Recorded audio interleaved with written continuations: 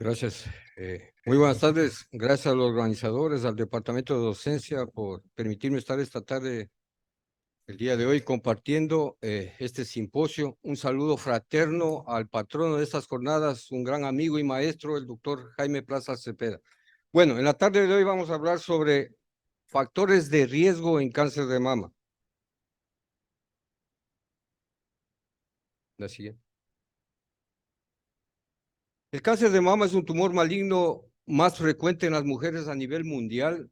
Es la primera causa de muerte. Se estima que alrededor de 1.700.000 mujeres se diagnostican cada año de cáncer de mama y lastimosamente las pacientes con cáncer de mama siguen falleciendo.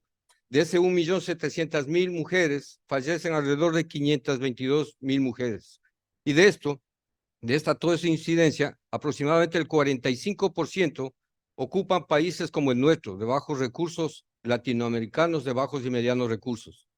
El riesgo promedio de una mujer en desarrollar cáncer de mama en el transcurso de su vida es del 12.9%. Es decir, que 1 de cada 8 mujeres va a desarrollar cáncer de mama en el transcurso de su vida. Y últimamente lo que estamos viendo es la presentación en mujeres más jóvenes, y la estadística menciona que 1 de cada 5 mujeres con cáncer de mama son menores de 45 años de edad. La próxima. Lastimosamente, en países nuestros, latinoamericanos, nosotros seguimos diagnosticando el cáncer de mama en etapas tardías. Esta es una estadística del Hospital Mexicano de Oncología, donde aproximadamente casi el 60% se diagnostican en estadios 2 y 3, es decir, cánceres localmente avanzados. La siguiente. Estadísticas a nivel mundial, el cáncer de mama ocupa, vuelvo y repito, el primer lugar, seguido por el cáncer colorectal en la mujer. La siguiente. En nuestro medio, en nuestro país, ocupa el primer lugar en cáncer de mama, seguido del cáncer de cuello uterino. Hace 20 años aproximadamente esta relación era inversa. El cáncer de cuello uterino era el más frecuente y en segundo lugar ocupaba el cáncer de mama, pero en los últimos años la incidencia del cáncer de mama ha aumentado. La siguiente. Antes de hablar de cáncer de mama y factores de riesgo, es importante que nosotros conozcamos la historia natural del cáncer de mama. Lo que nos corresponde hablar sobre factores de riesgo, nos referimos básicamente a la primera etapa de la prevención primaria, donde la mujer se va a ver expuesta a los factores medioambientales o genéticos o heredofamiliares. Es ahí cuando nosotros podemos hacer un diagnóstico temprano, y al hacer un diagnóstico temprano, el pronóstico de la paciente va a cambiar. Posteriormente necesitamos hacer un diagnóstico secundario a través de un diagnóstico oportuno del cáncer, y es ahí la ayuda de los estudios de imagen, específicamente la mamografía, para llegar al diagnóstico. ¿Es posible diagnosticar precozmente un cáncer? Es posible, a través de un simple examen que es la mamografía. Esto obviamente va a mejorar el pronóstico de las pacientes con cáncer. Una vez llegado al diagnóstico, los tratamientos básicamente van a depender del estadio y el subtipo molecular del cáncer que hubo. ¿Cuáles son las causas del cáncer? Al momento no hay una causa específica. Podemos hablar de un cáncer como multifactorial. Básicamente es una alteración a nivel del ADN, a nivel de los cromosomas, a nivel del núcleo, y estos se ven influenciados por factores medioambientales que pueden ser los virus, puede ser la radiación, puede ser los químicos, o por la simple edad de la paciente como factor para el aparecimiento del cáncer. Todo esto sumados a trastornos oncogenéticos, es decir, que una mujer desde que nace predispuesta a desarrollar un cáncer de mama. En resumen, no hay una causa específica. La causa del cáncer de mama es multifactorial. Todas las mujeres tienen cierto riesgo de padecer cáncer de mama en el transcurso de su vida. Entonces, ¿qué entendemos por factor de riesgo? El factor de riesgo es cualquier factor, sea de tipo hereditario, ambiental, dietético o a través de hábitos, que incrementan la posibilidad de que esa mujer vaya a presentar un cáncer de mama. Estos factores de riesgo pueden ser modificables y no modificables, es decir, modificables que nosotros podemos cambiarlo, y así tenemos, por ejemplo, la dieta, los hábitos, el estilo de vida de la mujer. Y los no modificables, obviamente, el sexo, la edad, la herencia y la genética. El cáncer de mama, en su gran mayoría, son de tipo esporádicos, aproximadamente un 80-90%, es decir, desconocemos específicamente la causa. Un 10 a un 15% son de tipo familiar y un 5 a 10% son los heredofamiliares. donde se han determinado la presencia de un gen alterado, que puede ser el BRCA1, BRCA2 u otros genes que más posteriormente vamos a hablar. Este tipo de cáncer hereditario es el que generalmente se presenta en edades tempranas y generalmente son muy agresivos y de mal pronóstico. El cáncer de mama esporádico, como les decía, que en su mayor incidencia es entre el 80 y 90%, es secundario a mutaciones adquiridas durante la vida de la mujer. La causa, vuelvo y repito, es desconocida y es multifactorial, y donde se interaccionan varios factores medioambientales o propias de la paciente, como es la edad y obesidad, alcohol, entre otras. El cáncer esporádico generalmente se desarrolla tardíamente, es decir, generalmente se presenta en mujeres de mayor edad. Dentro de los factores de riesgo, podemos hablar de factores biológicos, ambientales, factores relacionados con los antecedentes reproductivos y factores relacionados con el estilo de vida. Dentro de los factores biológicos, cabe mencionar, obviamente, el sexo femenino, el envejecimiento, es decir, a mayor edad de la mujer, mayor riesgo de cáncer, pero es importante mencionar que últimamente estamos viendo cáncer en mujeres de menor edad. Los antecedentes personales o familiares de cáncer de mama, los antecedentes de hallazgos en biopsias previas como hiperplasias ductales atípicas, carcinoma lobular in situ, como un factor de riesgo para el padecimiento de cáncer.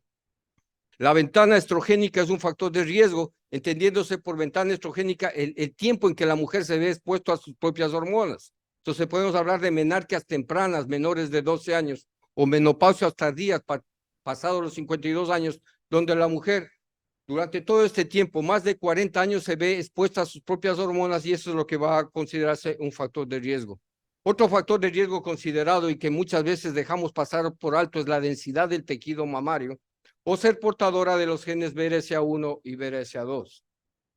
Otro de los factores de riesgo son los iatrogénicos o ambientales, es decir, que la paciente se expone a radiaciones ionizantes, principalmente durante el desarrollo o el crecimiento, es decir, en la adolescencia, o pacientes mujeres que por alguna patología han sido irradiadas a nivel de tórax, incrementa el riesgo del aparecimiento de un cáncer de mama.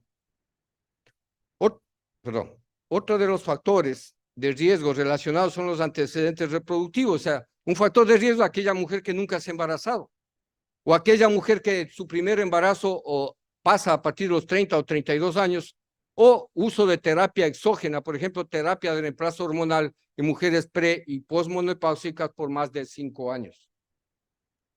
Factores de riesgo relacionados con el estilo de vida, esto está perfectamente definido y en varios estudios la evidencia científica lo menciona, que la alimentación rica en carbohidratos y de baja fibra, así es que también dieta rica en grasas animales y ácidos grasos trans, la obesidad.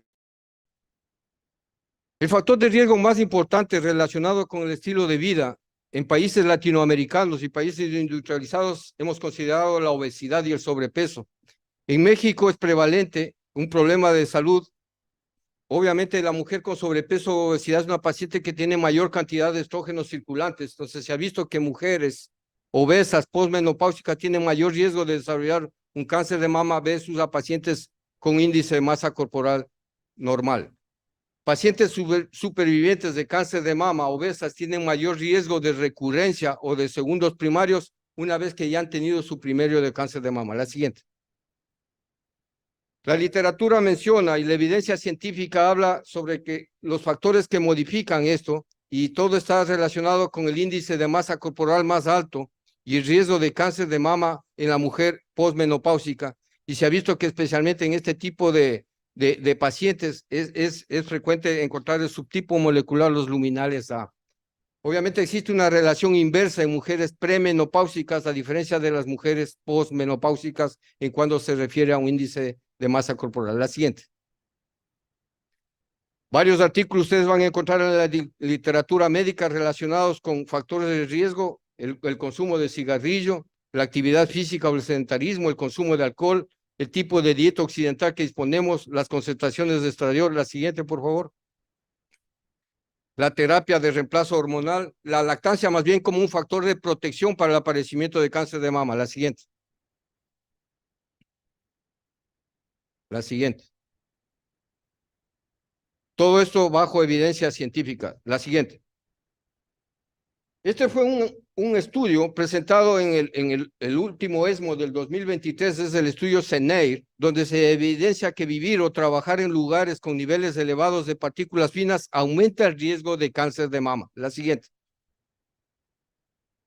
Nuevamente mencionamos la terapia de reemplazo hormonal en mujeres menopáusicas y el uso de anticonceptivos, el uso de anticonceptivos orales a la mujer para el aparecimiento de un cáncer. Obviamente la raza se ve que es más frecuente en la raza blanca que en la raza negra o hispana, pero se ha visto que mujeres orientales de China, de Japón, que han ido a vivir a los Estados Unidos, donde se han sumado al tipo de alimentación, al tipo de estilo de vida de los Estados Unidos, va a la par con la presentación en cuanto a incidencia de cáncer de mama.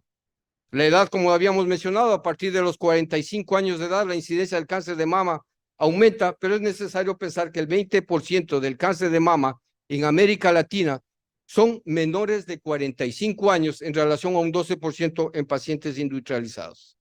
Entonces, hablamos de factores de riesgo mayores, es decir, que tienen un riesgo relativo mucho más alto de desarrollar un cáncer de mama, y así tenemos las pacientes portadoras del gen mutado del BRCA1, el BRCA2, antecedentes de cáncer de mama bilateral en familiares de primero y segundo grado, cáncer de mama en menores de 50 años, antecedentes de radioterapia a nivel de tórax, hiperplasia típica o neoplasia lobuliliar en biopsias previas, antecedentes personales de cáncer de mama y aumento de la densidad en la mamografía como factores de riesgo alto.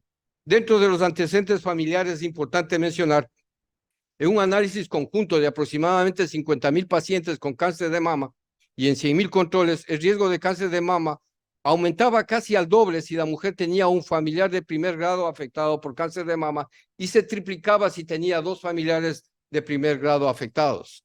Las mujeres tienen un riesgo 3 veces mayor si el familiar de primer grado fue diagnosticado antes de los 30 años de edad.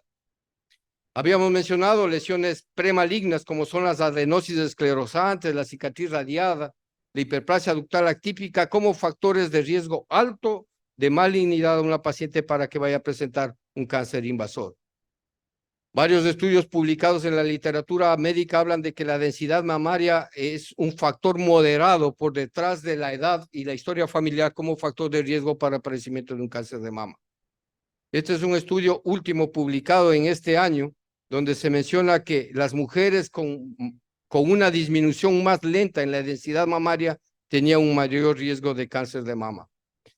Y llegamos a la parte genética, ¿no? Es decir, que cuando una mujer nace predispuesta a desarrollar un cáncer, se han determinado varios genes relacionados con el aparecimiento de cáncer de mama de tipo hereditario, pero los principales son el BRCA1 y el BRCA2, aproximadamente un 20%. Si una mujer tiene el gen mutado, el BRCA1, tiene el riesgo de presentar un cáncer de mama primario que va de un 40 a un 60%, cáncer de ovario de un 15 a 45%, y si tiene el BRCA2, igualmente un riesgo de presentar cáncer de mama en transcurso de la vida que va hasta el 85% y un cáncer de ovario un 10 a 20%. La presencia de un gen mutado BRCA1 y BRCA2 en la mujer no solamente puede conllevar al aparecimiento de un cáncer de mama, puede llevar a un cáncer de ovario, a un cáncer de cáncer de páncreas, pero en el varón también está relacionado con cáncer de mama en el varón, cáncer de páncreas y cáncer de próstata. De ahí que la presencia del gen mutado, el BRCA1 y el BRCA2, puede dar un síndrome que se llama síndrome de cáncer de mama ovario, que generalmente se presentan en mujeres muy jóvenes y son cánceres muy agresivos. ¿Cuáles son los criterios, entonces, para solicitar un estudio genético para ver si la mujer es portadora de este gen mutado del BRCA1 o BRCA2? Si la paciente tiene historia familiar de portadoras de las mutaciones, tendrá que hacerse este test. Historia familiar, diagnóstico de cáncer de mama u ovario, historia personal de cáncer de mama menor de 45 años o mayor a 50 años con familia con cáncer de mama. Y aquellas mujeres que están entre los 55 y 60 años de edad, en donde han tenido el subtipo molecular triple negativo, es una paciente candidata a hacerse estos tests. Historia personal de cáncer de ovario, cáncer de mama en el varón, también importante mencionar. Entonces, ¿qué hacemos en la mujer que ya nosotros hemos calificado de alto riesgo y hemos enviado a un laboratorio a hacer este test genético? ¿Qué conducta debemos tomar frente a esto? Obviamente la dieta y el estilo de vida de esa paciente tiene que cambiar. y tenemos que hacer todas las maniobras para poder detectar en forma precoz el cáncer de mama. Entonces, luego viene la quimioprevención o cirugías reductoras de riesgo para prevenir la presentación del cáncer. En cuanto se refiere a educación, en pacientes con mutación positiva, necesariamente va a necesitar un asesoramiento genético, una evaluación profesional continua y, como les decía, el cambio de estilo de vida es fundamental. En cuanto a la vigilancia, el examen clínico de las mamas cada 6 meses desde los 25 años de edad, resonancia magnética de las mamas en forma anual desde los 25 años y añadir mamografía una vez al año desde los 30 años. No vaya a confundirse. Esta es una recomendación a una mujer que ya tiene el gen mutado. A una mujer que no tiene el gen mutado, que estamos haciendo screening, la modalidad es otra. La mamografía ayuda a cambiar el pronóstico de la vida del paciente, por supuesto. Entonces aquí, lastimosamente, aquí tenemos en las radiografías, en la última, a mi derecha, una glándula mamaria con una alta densidad como un factor de riesgo para aparecimiento de cáncer de mama. Varias guías y recomendaciones de tamizaje o tamización se dan a nivel del mundo. Nosotros básicamente podemos mencionar que en el Instituto de Cáncer en los Estados Unidos y la Sociedad Americana del Cáncer recomienda hacer la mamografía como screening a partir de los 40 años de edad. Si usted me pregunta en nuestro medio, las guías de SOLCA o del Ministerio de Salud, ¿a partir de qué edad recomienda? Lastimosamente nosotros seguimos en las guías recomendando a partir de los 50 años. Y nosotros estamos viendo cada vez pacientes mucho menores de 50 años. Entonces, personalmente yo considero recomendar estudios de screening de mamografía a partir de los 40 años de edad. Y la inteligencia artificial se suma al diagnóstico a través de la mamografía y esto nos va a ayudar a poder detectar cáncer en mayor número. Otro de los métodos para prevenir en aquellas mujeres que tienen el alto riesgo de desarrollar un cáncer de mama con genes mutados es la quimioprevención. Y hay varios estudios a nivel mundial que se han dado para el uso del tamoxifeno y del raloxifeno por un periodo de 5 años en mujeres premenopáusicas y inhibidores de aromatasa en mujeres posmenopáusicas. Ahí tenemos el estudio del MAP33 con exemestano y anastrozol, el Libis 11.6. ¿Qué otro método de prevención para minimizar el riesgo de que una paciente de alto riesgo vaya a presentar cáncer de mama son las cirugías reductoras de riesgo? Y ahí tenemos la mastectomía reductora de riesgo y la salpingoforectomía bilateral. Ya se ha demostrado que la mastectomía reductora de riesgo reduce de un 80 a un 95% el riesgo de que una mujer vaya a presentar cáncer de mama. Obviamente esa decisión tiene que hacerlo la paciente conjuntamente con un equipo multidisciplinario para tomar esta decisión.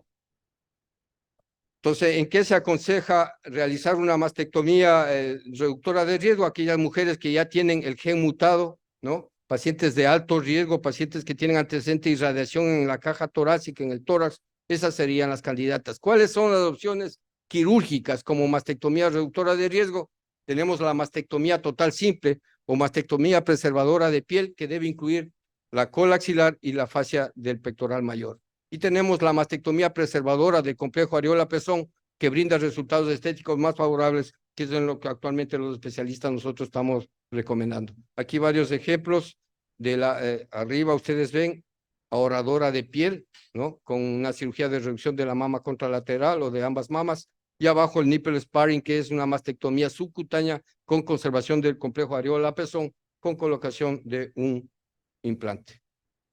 Varios estudios a nivel mundial han acreditado, este es un estudio de Cochrane de 61 estudios observacionales en más de 15,000 mujeres, donde la conclusión fue que la mastectomía reductora de riesgo fue eficaz para reducir tanto la incidencia como la muerte en mujeres por cáncer de mama.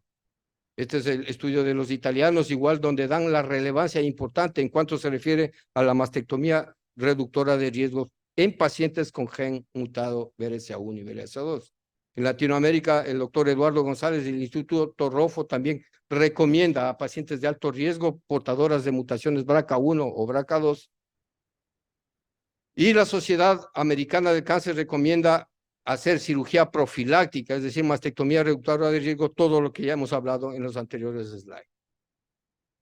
Ahora, ¿qué pasa con la paciente que ya hemos diagnosticado cáncer de mama y qué hacemos con la otra mama para minimizar el riesgo que vaya a tener un segundo cáncer? También tenemos la mastectomía reductora de riesgo en la mama contralateral y según los estudios de revisión se ha demostrado que existe de un 90 a un 100% de que vamos a evitar el aparecimiento de un segundo cáncer en la vida de la paciente. Pero la gran conclusión es de que a pesar de que nosotros hacemos una mastectomía contralateral para disminuir el riesgo, no parece tener un impacto en cuanto a la sobrevida global, porque esta va a estar relacionado con el estadio del cáncer primario de la mama original. Igual estudios a nivel mundial de la variante patogénica, tanto del BRCA1, BRCA2, CHEK2, PAD2, en el riesgo de que una mujer que sea portadora de este gen vaya a presentar a futuro un cáncer en la mama contralateral. Este es un estudio latinoamericano realizado por Eduardo González en Argentina, conjuntamente con grupos de cirujanos brasileños, donde hicieron cirugía preservadora del complejo areola del pezón, tanto en forma profiláctica como terapéutica, pero es importante mencionar que en este estudio, en casi de 5 años, determinaron 116 mastectomías profilácticas, el 100% pacientes portadoras de BRCA1 y BRCA2, mutado. Este es el estudio de Sangale publicado en este año, donde aquellas pacientes con gen BRCA1 y BRCA2 mutado optaron por cirugía, casi el 70%, y en un menor porcentaje entraron a un screening intensivo de pacientes. Importante para terminar que el seguimiento de individuos con alto riesgo de cáncer de mama debe estar siempre ligado a un asesoramiento genético y un manejo multidisciplinario especializado, donde intervenga un equipo de profesionales que aborden todas las implicancias involucradas. Un agradecimiento, vuelvo y repito, a los organizadores de estas jornadas y mi saludo muy fraterno y cordial a un gran amigo y maestro, el doctor Jaime Plaza Cepeda. Gracias.